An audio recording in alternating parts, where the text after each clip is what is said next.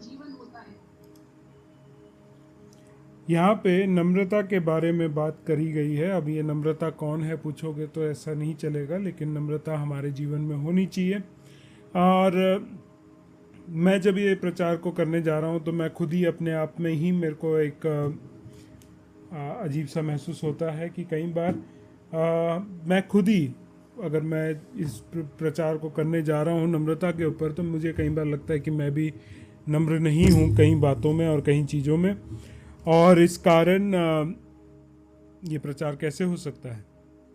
और कई बार अब लोग अपने मनों में भी सोचते हैं कि ये व्यक्ति नम्र नहीं है तो ये कैसे प्रचार कर सकता है। लेकिन कैसे प्रचार हो सकता है, सबसे पहले ही मैं उस बात को स्वीकार कर रहा हूँ कि मैं नम्र नहीं हूँ। कुछ कुछ बातों में मैं घमंडी हो जाता हूँ, लेकिन मैं चाहता हूँ कि मैं नम्र बनूँ। और किसकी तरह नम्र बनूँ? किसी भी इंसान की तरह नहीं, पर यीशु के मसीह के जैसे वो नम्र था वैसा ही मैं भी नम्र बनूँ। और अगर आप भी मेरे साथ उस नैया में यात्रा करना चाहते हैं और नम्र बनना चाहते हैं तो अच्छी बात है, क्योंकि हम साथ में सीखेंगे, साथ में चलेंगे, साथ में बढ़ेंगे।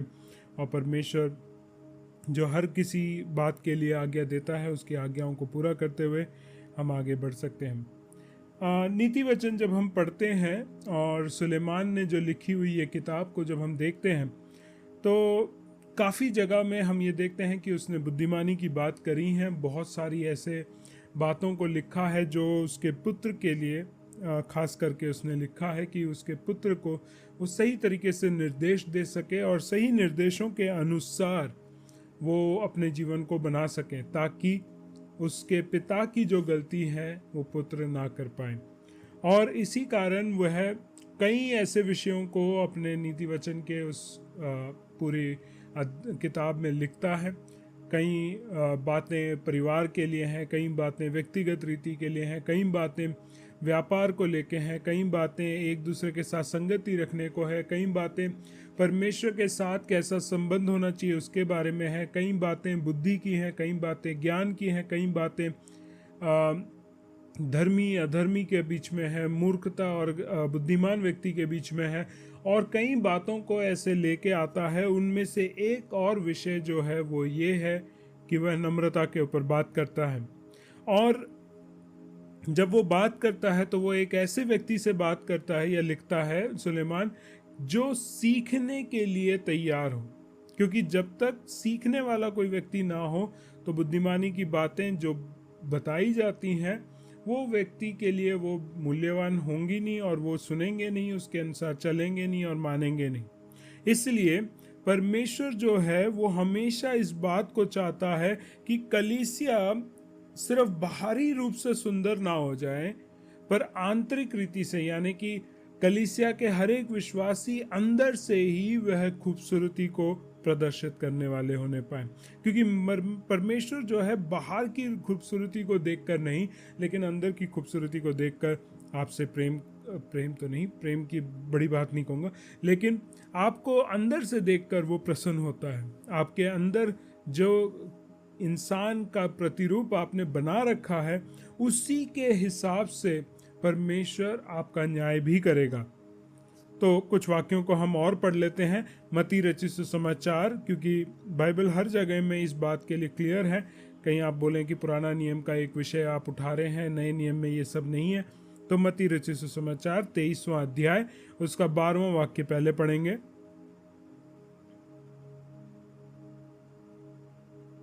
कोई अपने आप को बड़ा बनाएगा वह छोटा किया जाएगा, हम्म। और जो कोई अपने आप को छोटा बनाएगा वह बड़ा किया जाएगा। यहाँ पे वो क्लियरली यीशु मसीह बता रहे हैं कि जो कोई अपने आप को बड़ा करेगा वो छोटा किया जाएगा, और जो कोई अपने आप को छोटा किया जाएगा करेगा वो उसको बड़ा कर देगा।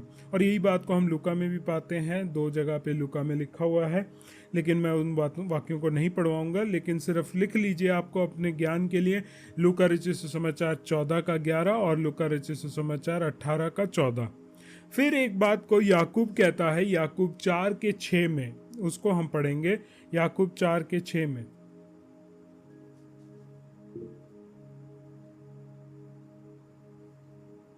वह तो और भी अनुग्रह देता है, हम्म इस कारण यह लिखा है, परमेश्वर अभिमानियों का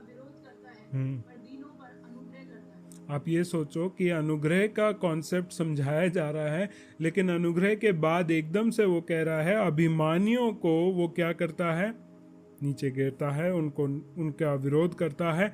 लेकिन जो दीन हैं, जो नम्र हैं, उन लोगों के ऊपर परमेश्वर अपना अनुग्रह बनाए रखता है। अब कहने की बात यह है और समझने की बात यह है कि परमेश्वर जो है नम्रता के ऊपर कई जगहों में, यानी कि पुराने नियम में ही नहीं पर नए नियम में भी कई जगहों में परमेश्वर के लोगों के द्वारा लिखा है कि वह अपने लोगों से ये उम्मीद करता है कि वे लोग नम्र बने। एक और वाक्य हम पढ़ेंगे, मत्ती रचित सुसमाचार उसका 18 और उसका 4 वाक्य। मत्ती रचित सुसमाचार 18 और उसका 4 वाक्य। जो कोई अपने आप को इस बालक के समान छोटा करेगा, हाँ, वह स्वर्ग के राज्य में बड़ा होगा। जो कोई अपने आप को बालक के समान छोटा करेगा वह स्वर्ग के राज्य में महान कहलाया जाएगा। कहने का मतलब फिर परमेश्वर यही कह रहा है कि जो कोई भी परमेश्वर के भवन में या परमेश्वर के राज्य में या स्वर्ग में बड़ा कहलाया जाना चाहता है, वे लोगों को अपने आप को बच्चे से भी छोटा करना जरूरी है। क्योंकि जो भी कोई अपने आप को नीचे करता है वह ऊंचा में उठाया जाएगा, लेकिन जो कोई ऊंचा उठाता है उसको वह नीचे किया जाएगा। इसी बात को यशायाह नबी भी अपने किताब में लिखते हैं, तो वो कहते हैं 40 के 4 में कि हर एक जो पहाड़ है वो तराई करी जाएगी और जो हर कोई तराई है उनको वो पहाड़ बना दिया जाएगा। कहने का मतलब क्या है कि जो तराई दिख रही है उसके समान ही परमेश्वर पहाड़ों को कर देगा। यानी कि जो तराई में रहते हैं वे लोगों को इतना भर देगा कि वे लोग ऊपर आ जाएंगे और पहाड़ों के साथ संपर्क करेंगे और उस लेवल पे बात करेंगे। तो ये विषय जो है अगर हम देखना चाहें तो बाइबल के हर एक कोने में, हर एक जगह पे परमेश्वर के लिए एक मुख्य विषय है जो अपने लोगों से वो चाहता है। क्योंकि परमेश्वर ये जानता है कि घमंड एक ऐसा चीज है जो सबसे पहला पाप अगर हम पूछें तो वो यही किया गया कि घमंड हुआ, और उस घमंड के द्वारा लूसीफर और उसके साथियों को स्वर्ग से निकाला भी गया। घमंड ही एक चीज था जिसको परमेश्वर ने सबसे बड़े गुनाह के रूप में उधर दिखाया और उसकी कोई माफ़ी भी नहीं मिली है, अगर आपको पता हो। तो कहने का मतलब क्या है कि परमेश्वर घमंडियों से प्रेम नहीं करता है, वो घमंडियों को विरोध करता है और उनको नीचे भी गिरता है।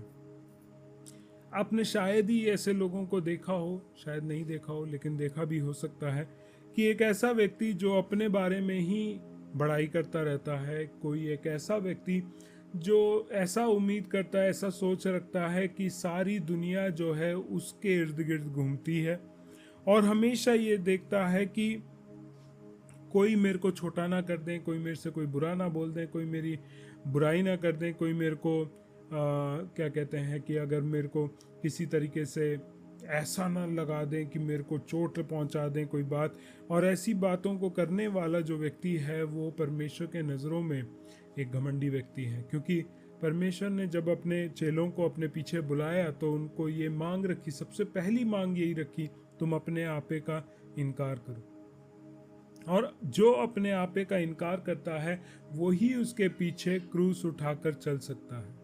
कहने का मतलब अगेन, परमेश्वर सबसे पहला जब अगर कोई रिक्वायरमेंट चाह रहा है किसी चेले से तो वो ये कह रहा है तुम अपने आपे का इनकार करो। क्योंकि जब भी हम अपने आप को नम्र करते हैं तो हम औरों को उठाने के लिए तैयार हो जाते हैं। हमारे चर्च का भी अगर आप लोगो देखेंगे तो वहाँ पे एक व्यक्ति घायल ग्रसित है और दूसरा व्यक्ति उसको उठाने में है।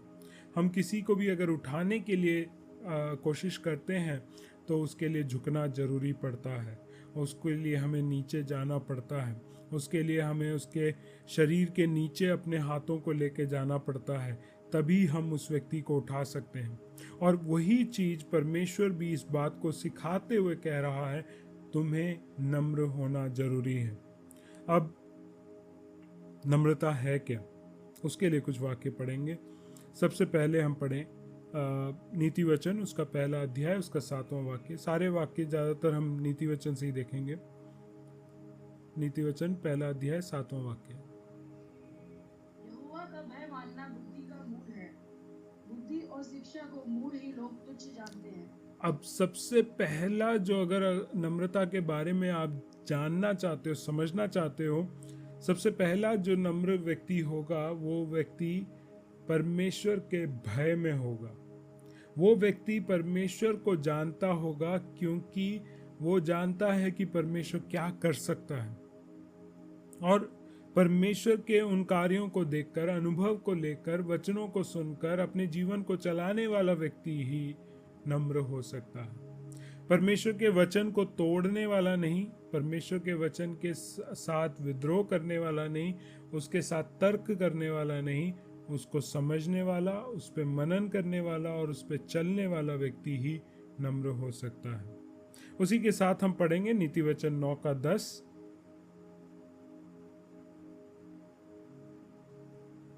यहोवा का भय मानना बुद्धि का आरंभ है और परम पवित्र ईश्वर को जानना ही समझ है। Praise the Lord.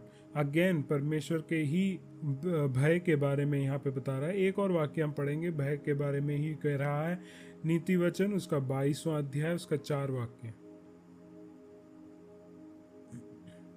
नम्रता और यहोवा के भय मानने का फल धन, महिमा और जीवन होता है।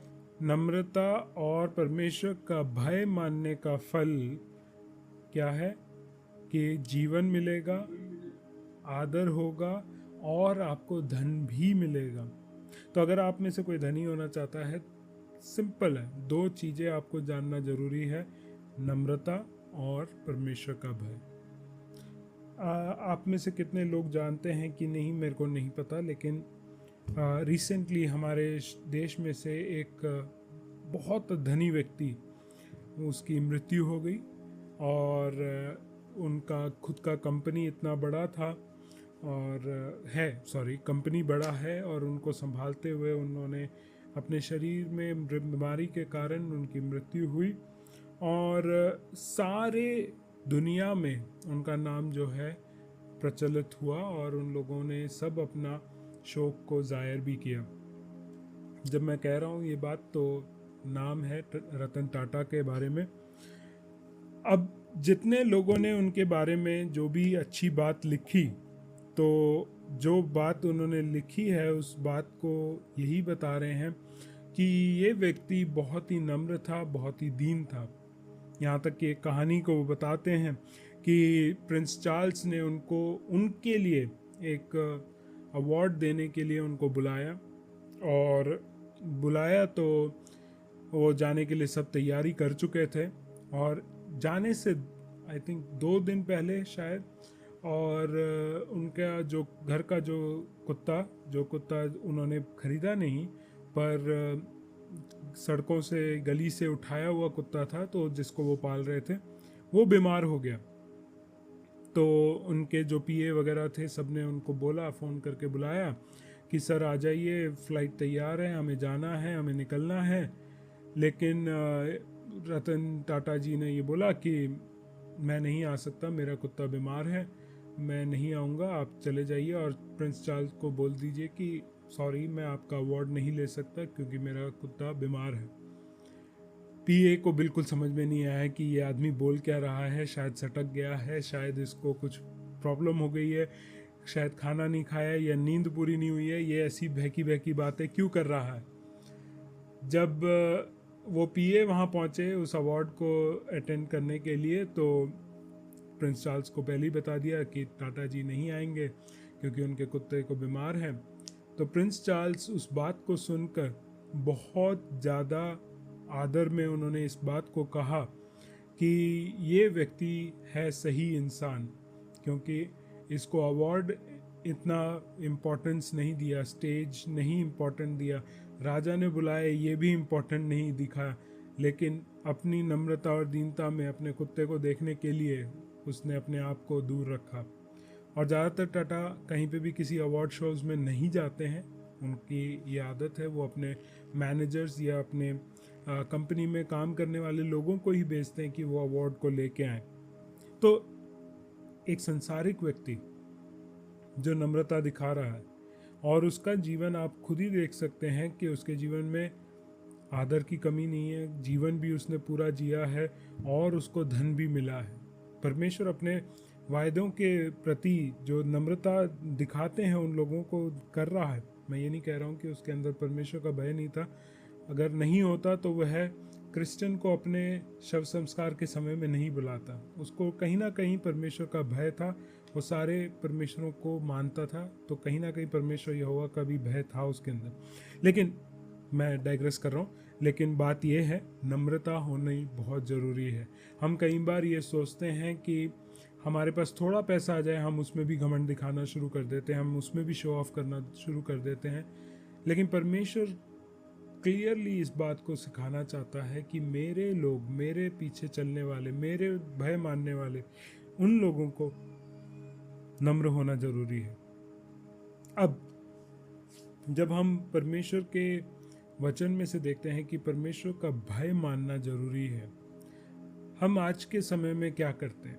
हम आज के समय में अगर अमेज़ॉन में भी अगर खोल के देखें तो सबसे ज़्यादा self esteem, self help, self upliftment, self actualization वाली बुक्स हमें ज़्यादा मिलेंगी।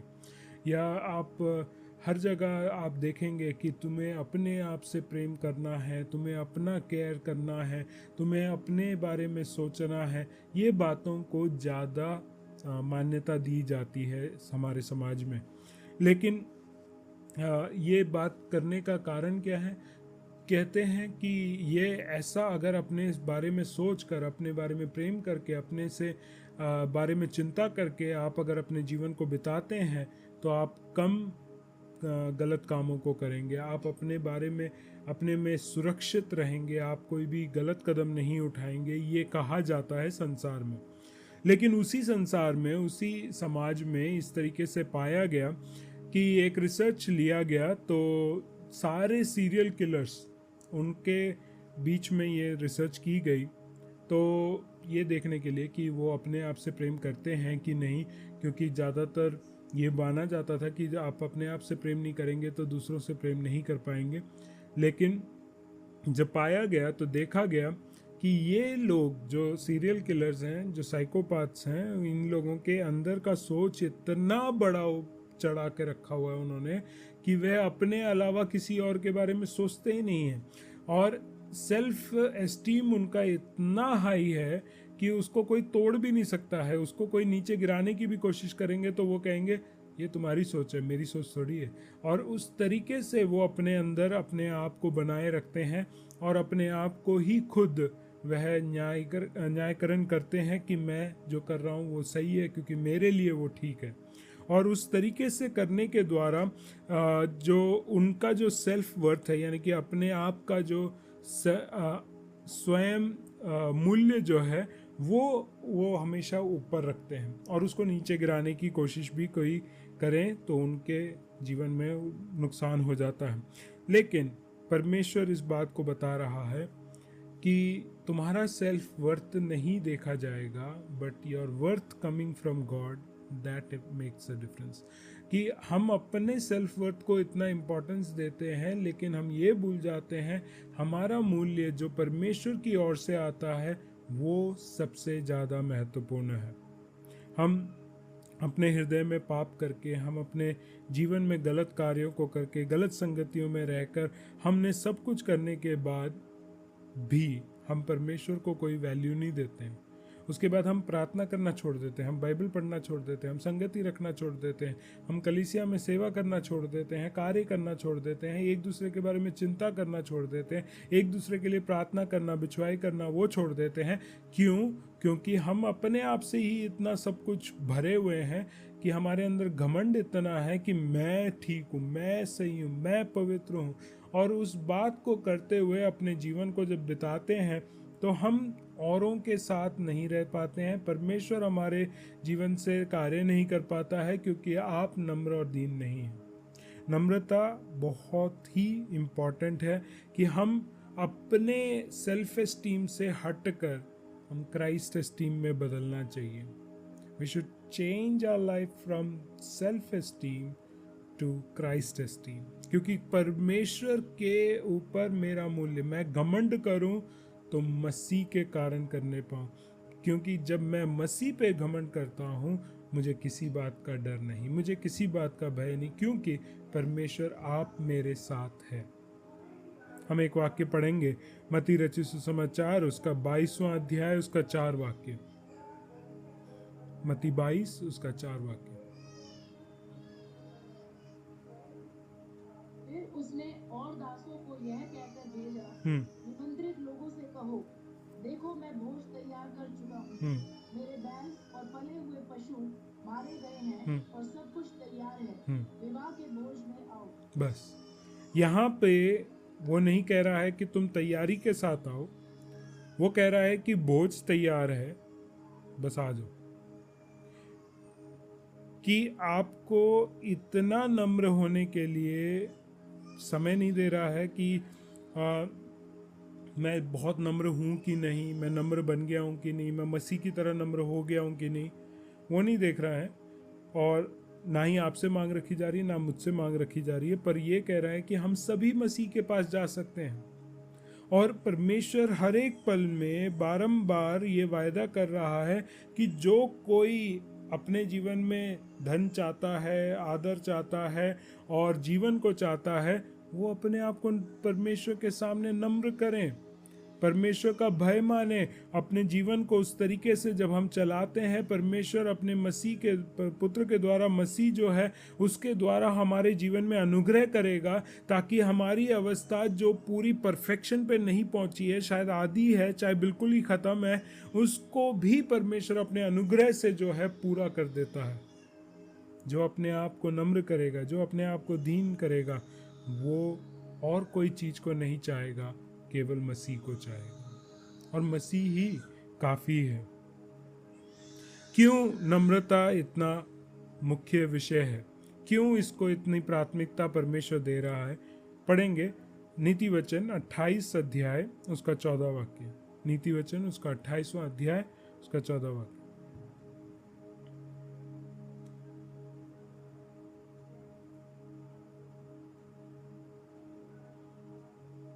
नीति वचन 28 का 14। निरंतर प्रभु का भय मानता रहता है वह धन्य है, परंतु जो अपना मन कठोर कर लेता है वह विपत्ति में पड़ता है। Praise the Lord. परमेश्वर यहाँ पे जब बात को बता रहा है, जो भय की बात कर रहा है, तो ये भय इतना गंभीर है कि हम थर थर कांपते हैं, हिल जाते हैं, उस बात को वहाँ पे दिखा रहा है। लेकिन उसी के ऑपोजिट उस बात को कह रहा है कि जो अपने हृदय को इतना कठोर कर देता है, तो परमेश्वर क्या कहता है उसको, वो मुसीबत में डाल देता है। कहने का मतलब क्या है कि आप अगर धन्य होना चाहते हैं, आप अपने जीवन में चाहते हैं कि परमेश्वर आपको देखें और कहें कॉन्ग्रेचुलेशंस, आपने अच्छा जीवन जिया, या आपने एक अच्छा कार्य किया, आपने मेरे वचन के हिसाब से अपने जीवन को चलाया, इसलिए मैं तेरे को धन्य कहता हूँ। अगर एक तरीके से देखा जाए तो हाई फाई है, आज के ज़माने में चलता है कि एक दूसरे को हम हाई फाई करते हैं। वो क्यों करते हैं? क्योंकि हम एक दूसरे की जो कार्य उन्होंने किया है उसकी शाबाशी देते हुए पीठ थपाते थे पहले, अब जो है हाई फाई दिया जाता है। और ऐसा हाई फाई परमेश्वर हमें देना चाहता है, क्योंकि आपने परमेश्वर का भय माना है। नम्रता के कारण परमेश्वर आपको धनी कहता है, धन्य कहता है। और धन्य होने के विपरीत जो है, या नम्रता के विपरीत जो है, एक कठोर मन के बारे में बताया जा रहा है। अब कठोर मन का ये है कि उस पर कुछ भी डालो, पानी डालो वो अंदर नहीं जाएगा, दूध डालो वो भी नहीं जाएगा, शहद डालो वो भी नहीं जाएगा, क्योंकि वो अपने अंदर कुछ नहीं लेके जाएगा। जो उनका सोच है, जो उनकी विचार धारणाएं हैं, उसमें वो समेट कर अपने आप को इतना कठोर कर दिया है कि कुछ भी बोलो, कुछ भी करो, उनको कोई फर्क नहीं पड़ेगा। अब ये बात को जब हम परमेश्वर के वचन से देखते हैं, उस कठोर हृदय के बारे में देखा जाए, तो परमेश्वर उसको कह रहा है कि वो परेशानी में, मुसीबत में खुद गिर जाएगा, क्योंकि उसका मन कठोर है। कई बार हम फ्लेक्सिबल नहीं होते हैं, कई बार हम बातों को मानना नहीं चाहते हैं, सुनना नहीं चाहते हैं, लेकिन परमेश्वर का अगर भय मानना है, परमेश्वर के साथ रहना है, परमेश्वर के साथ चलना है, तो परमेश्वर हमेशा कहता है कि उसकी बातों को मानना है, उसके निर्देशों को मानना है, उसी के अनुसार चलना है। वाक्य हम पढ़ेंगे नीति वचन 15 का 33। 3 वाक्य में पढ़वाऊंगा, खत्म करने जा रहा हूँ, वैसे भी ज़्यादा टाइम नहीं लूंगा। यहोवा के भय मानने से शिक्षा प्राप्त होती है, हाँ, और महिमा से पहले नम्रता आती है। अगर आप महिमा चाहते हैं तो महिमा से पहले आपको नम्र होना जरूरी है।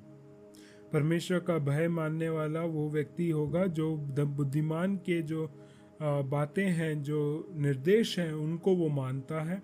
साथ ही साथ अगर आप महिमा चाहते हैं तो आपको नम्र होना जरूरी है।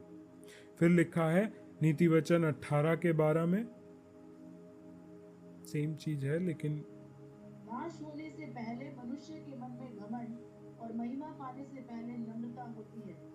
नाश होने से पहले परमेश्वर देखता है कि उस मनुष्य के हृदय में घमंड है, और परमेश्वर फिर वही बात को दोहरा रहा है 18वें अध्याय में कि महिमा अगर पानी है तो उससे पहले नम्र होना जरूरी है। तीसरा एक और वाक्य हम पढ़ेंगे, उसके बाद में कुछ बातों को बोलकर मैं समराइज करूंगा। नीति वचन 29 का 23, 29 का 23, प्रोवर्ब्स 29:23। मनुष्य को गर्व के कारण नीचा देखना पड़ता है, परंतु नम्र आत्मा वाला महिमा का अधिकारी होता है। Praise the Lord. लास्ट भी वाक्य में इसी बात को समझाया गया है कि जो घमंडी है, जो अपने बारे में ज्यादा सोचता है, उसका सर हमेशा झुका रहेगा, लेकिन जो व्यक्ति नम्र है, दीन है, वे लोग महिमा के वारिस होंगे। 3 नीति वचन हमने पढ़े, और 3 नीति वचन में परमेश्वर ने बाइबल का पूरा संदेश को है वो निचोड़ कर दे दिया कि महिमा को अगर पाना है, नम्र होना है। कि अगर आपको मुकुट पाना है तो उससे पहले क्रूस को पाना जरूरी है। The crown, if you want to have that crown, before it comes the cross, the cross before the crown. तो यह याद रखें कि अगर आप महिमा पाना चाहते हैं, आप उस जीवन का मुकुट को पाना चाहते हैं, परमेश्वर ने क्लियरली बोल रखा है तुम्हें विश्वास योग्य रहना है। किस बात में? नम्र होने में, दीन होना पड़ेगा। हर एक बात जो परमेश्वर ने, मसीह ने सिखाया है,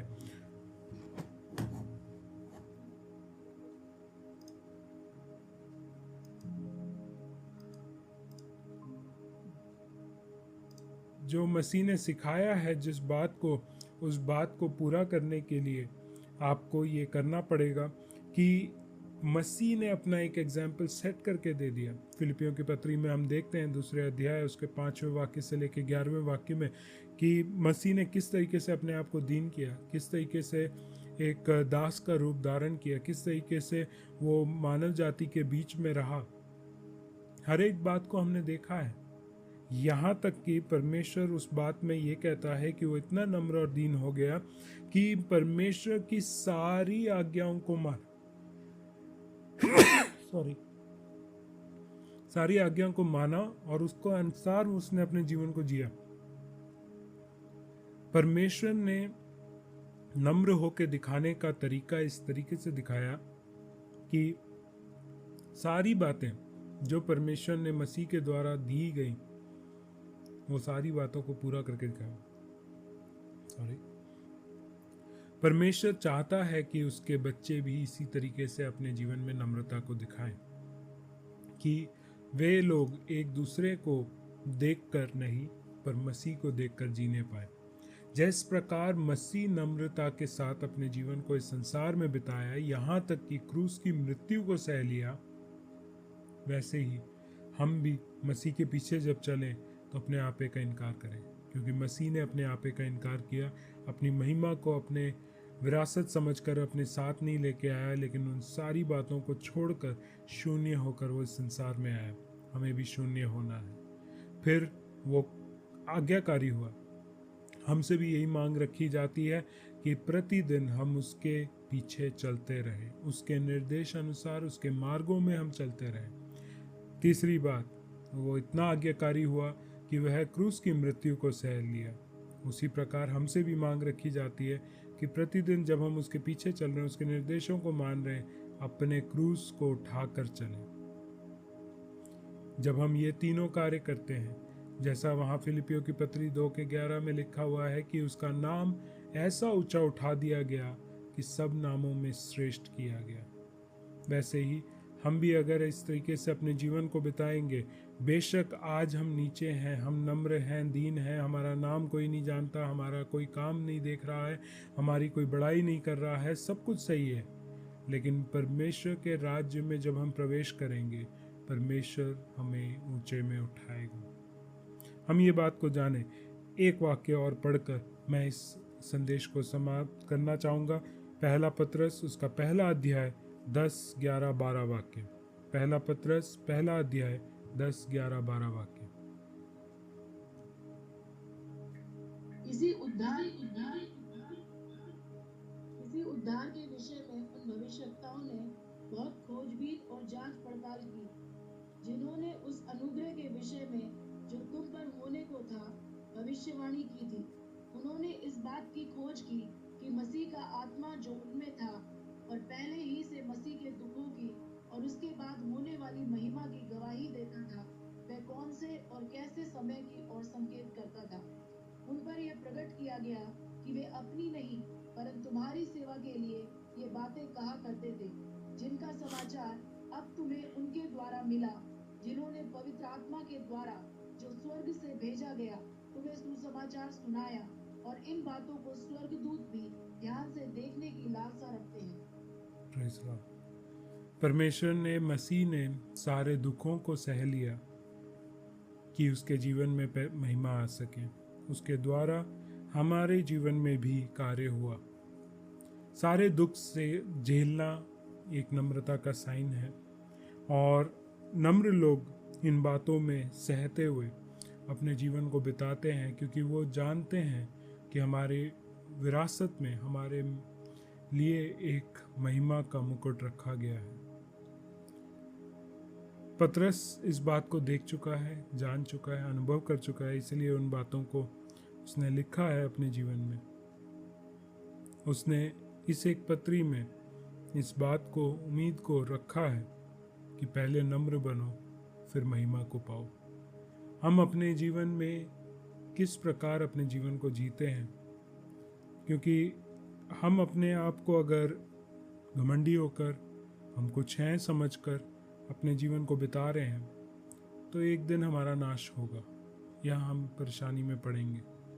लेकिन उसी जगह पे हम नम्र हो जाएं, दीन हो जाएं, हम परमेश्वर के सामने स्वीकार करें कि परमेश्वर, मैं ठीक नहीं हूँ, मैं सही नहीं हूँ, मेरे जीवन में बहुत सारी कमियाँ हैं, बहुत सारी गलतियाँ हैं, मैं उन सब बातों को स्वीकार करता हूँ। मैं किसी भी बात को छुपाता नहीं, किसी भी बात को परमेश्वर तेरे सम्मुख रखने से मैं चूकता नहीं, क्योंकि मुझे पता है कि मेरे जीवन में जो कमियां हैं वो पूरा करने वाला, दूर करने वाला परमेश्वर आप ही हैं। मैं अपने गलतियों को, अपनी संगति जो मेरी गलत थी, मेरे राह जो गलत थे, सभी को मैं आपके सामने लेके आता हूँ। मुझे नम्र और दीन कर, क्योंकि मैं नहीं चाहता हूँ कि मैं घमंडी रहूँ और मैं नाश हो जाऊँ। मैं नहीं चाहता हूँ कि मैं घमंडी हूँ और परमेश्वर तेरे ज्ञान की बातों को स्वीकार ही ना करूँ और उनके अनुसार ही ना चलूँ। परमेश्वर, मैं नहीं चाहता हूँ कि मैं घमंडी हूँ और तेरे सेवकाई के लिए, तेरे राज्य के लिए एक रुकावट का कारण बनूँ। परमेश्वर, हमारे जीवनों को इस तरीके से तू ढाल कि हमारे इस कठोर मन को हटाकर एक कोमल मन को दे, एक मांस का हृदय में हमारे जीवन में दे, जिसमें तू कार्य कर सकता है, जिसमें तेरी बातें रखी जा सकती हैं, जिसमें तेरे कार्य हो सकते हैं। उन बातों के लिए हमें अपने जीवनों में तैयारी होनी चाहिए। हम परमेश्वर के सामने अपने जीवन को रखें, क्योंकि जब हम ऊंचे पे उठाए जाना चाहते हैं, जब हम चाहते हैं कि हम धनी हो जाएं, हम चाहते हैं कि हम महिमा पाएं, हम चाहते हैं कि हमारा जीवन जो है जीवन से भरा हुआ हो, तो हम परमेश्वर के सामने नम्र हो जाएं, दीन हो जाएं, उसके निर्देशों के अनुसार अपने जीवन को चलाने वाले होने पाएं। तब हम परमेश्वर के हर एक भली आशीषों से तृप्त होकर अपने जीवन को बिताएंगे। और वो आशीषें यहीं तक नहीं सीमित हैं, ये आशीषें इतनी अच्छी हैं कि जब हम स्वर्ग में परमेश्वर के सामने खड़े होंगे तो वो कहेगा कि धन्य है तू जो नम्र है, जो परमेश्वर का भय मानते हुए अपने जीवन को इस संसार में बिताया। हम अपने परमेश्वर से ये बातें सुनने के लिए अपने जीवन को तैयारी के साथ परमेश्वर के सामने रखें। वो हमारे जीवन में विश्वास योग्य है। अब हमारी बारी है कि हम भी विश्वास योग्य बने रहें। अपने जीवन में घमंड की कोई भी बातें अपने आप के लिए या अपने परिवार के लिए जो हम सोच के चलते हैं, उन बातों को हम परमेश्वर के सामने रखें। बेशक हमें शायद ऐसा लगेगा कि हमें मुसीबतों से होकर जाना पड़ेगा, मुश्किलों से होकर जाना पड़ेगा, लेकिन परमेश्वर का वचन कहता है मुश्किलें आए, परेशानियाँ आए, मुसीबतें आए, तुम्हें डरने की ज़रूरत नहीं, क्योंकि मैं तेरे संग हूँ। वह नम्र लोगों के करीब रहता है। हम नम्र बने रहें, वो हमारे करीब रहेगा। हमें किसी बात का डर नहीं होगा, हमें किसी बात की घटी नहीं होगी। हम अपने जीवनों को परमेश्वर के हाथ में इसी कारण समर्पित करते हुए अपने जीवन को आगे बिताने पाएं। क्यों ना हम अपने आँखों को बंद करें, हम सिरों को झुकाएं, प्रार्थना करें और परमेश्वर से मांगे कि आज हमारे हृदयों को तू बदल दे, हमारी सोच विचार को तू बदल दे। हम नम्र और दीन होने पाए और उसके द्वारा भय के साथ परमेश्वर तेरे बातों को मानते हुए, निर्देशों को मानते हुए, आज्ञाओं को पूरा करते हुए अपने जीवन को बिताने पाए। जितने लोग निर्णय करते हैं, लेते हैं, उनके साथ मैं आप आज प्रार्थना करना चाहूँगा। स्वर्गीय पिता परमेश्वर, हम धन्यवाद के साथ आपके चरणों में आते हैं। धन्यवाद करते हैं कि परमेश्वर आपने अब तक हमें संभाला, सुरक्षित रखा। हर एक रीति से पूरे हफ्ते में परमेश्वर आपका अनुग्रह और आपकी भलाई हमारे जीवन में बनी रही। प्रभु, हम प्रार्थना करते हैं हमारे जीवनों में आपके वचन के अनुसार कार्य होने पाए।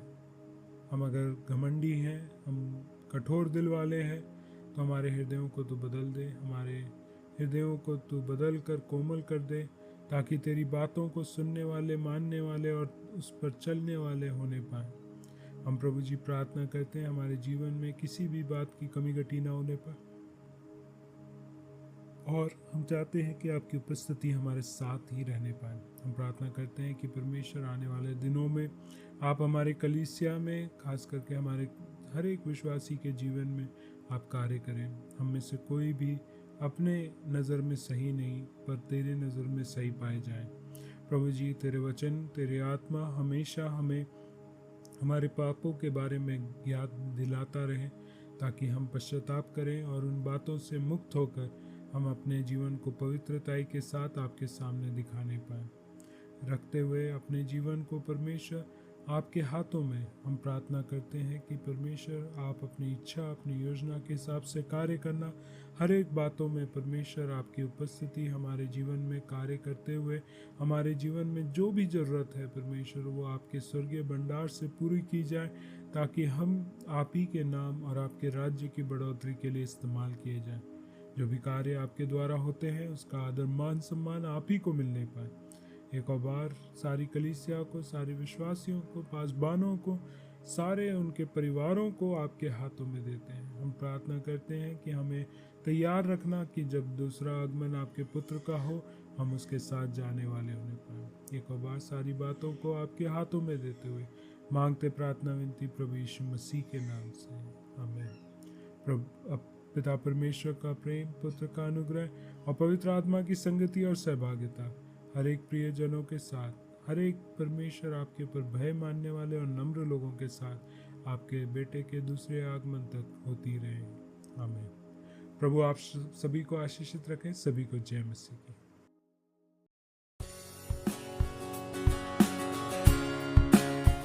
हम आशा करते हैं कि प्रभु ने आपको इस वचन के जरिए आशीषित किया है। इस वचन की आशीष को सिर्फ अपने तक सीमित ना रखें, अपने प्रियजनों को भी शेयर करें। प्रभु आपके साथ रहें। जय मसीह की।